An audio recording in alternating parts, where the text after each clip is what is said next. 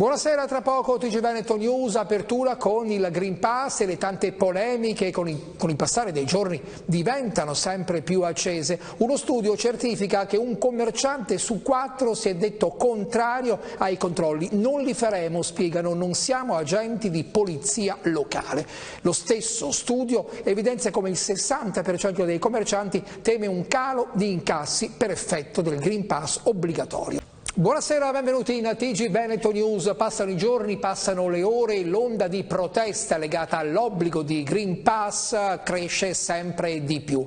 I primi a pagare l'effetto dal prossimo 6 agosto saranno i commercianti, gli esercenti. Ancora non è chiaro a chi spetta controllare, ma uno studio evidenzia come un commerciante su 4 mette le mani avanti. Noi non faremo controlli, ma lo stesso studio evidenzia come il 60% degli addetti ai lavori prevede un calo di lavoro.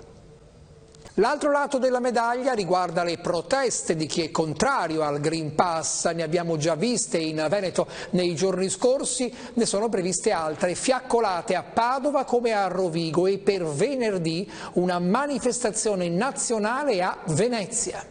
I canali Telegram e le pagine Facebook in fermento stanno raccogliendo adesioni, mentre è stata annunciata un'altra protesta di piazza, questa volta a Venezia.